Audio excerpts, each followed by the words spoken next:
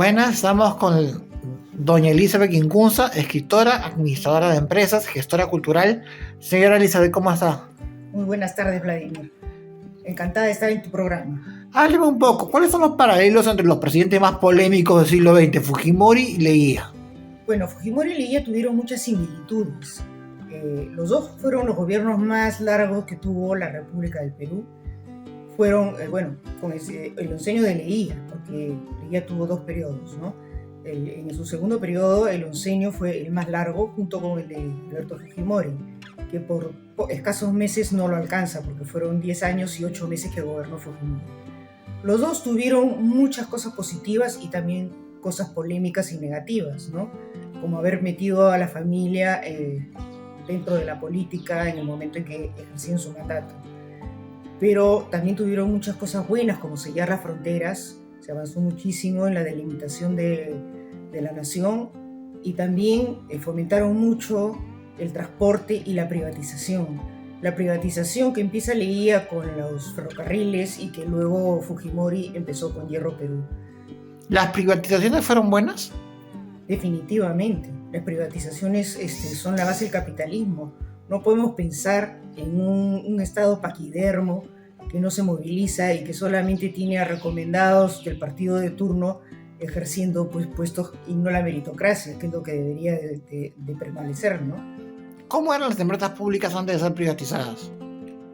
Paquidérmicas, como te digo, pero paquidérmicas y con reumatismo además, o sea, no avanzaban. Recuerdo que hubo una época en los 80, durante el primer gobierno de Alan García, en que inclusive se decía que en Salud había gente sentada en las escaleras, porque no tenían ni siquiera oficina, pero igual iban y cobraban su sueldo, ¿no? A fin de mes. Leguía y Fujimori han pasado a la historia como presidentes vendepatria. Posiblemente la historia los ha jugado mal. Yo pienso que no es así. En realidad, poniendo en la balanza, creo que más ha sido lo positivo que lo negativo, especialmente en el caso de Fujimori, porque es una época que yo he vivido y de la cual he sido testigo, presencial, ¿no? Porque he vivido intensamente, digamos, la década de los 80 y la década de los 90, ¿no? Hablemos que usted no es fujimorista, aclaramos.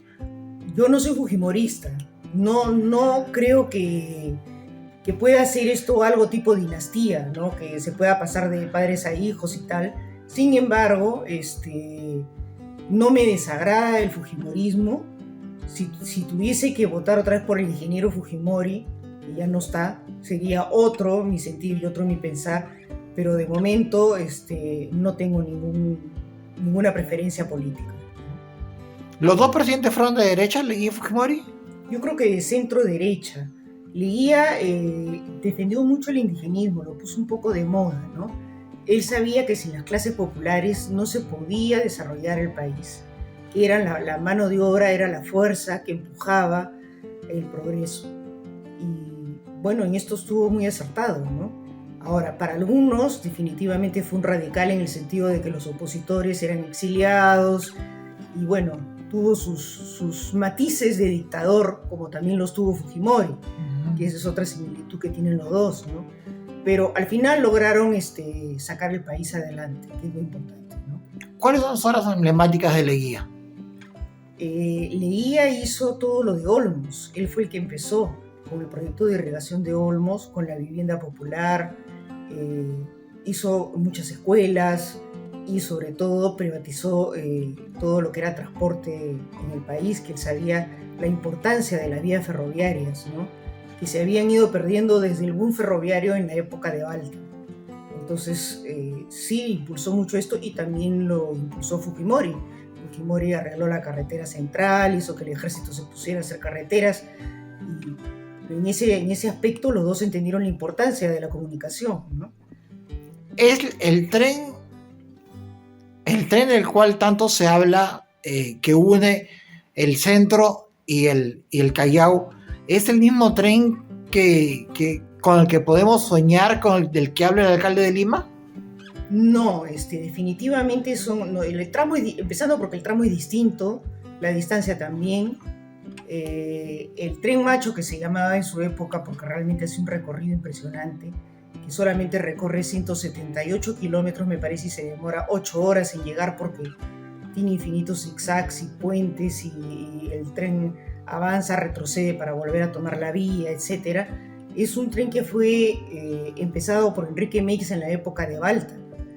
El Lima-Callao, que es otro tren, otra línea que ahora se ha conectado, se puede decir, es el primer tren en Sudamérica que lo fundó y lo mandó a hacer Castilla. El primero de Sudamérica, el Lima-Callao. Ay, carajo, usted tiene un libro sobre trenes. Sí, yo tengo un libro sobre trenes que tiene 2 tomos que se llama El tren de la codicia. ¿Y cuál es la radiografía de la historia de los trenes en el Perú? Bueno, la radiografía es que hemos ido de más a menos, una cosa muy curiosa porque a pesar de que la tecnología ha avanzado tanto, en la época de Balta había muchísimos más trenes de los que hay ahora, digamos kilómetros de vías ferroviarias, miles de kilómetros de vías ferroviarias, contra ahora que solamente contamos prácticamente con el tren a La Oroya, el que llamamos el Tren Macho, el ferrocarril central, ¿no? Y también contamos con uno muy bueno que es el de Perú Rail, que es el Hiram Bingham, que va a Machu Picchu, pero solamente tiene un matiz turístico, no es de carga, ¿no? Y está también el de Tacnarica, pero no tenemos más trenes, cuando en realidad si nuestra costa estuviese conectada toda por una sola línea ferroviaria sería una maravilla, ¿no? Un tren de cercanías y de lejanías. Necesitamos ambas cosas, ¿no? Muchas gracias.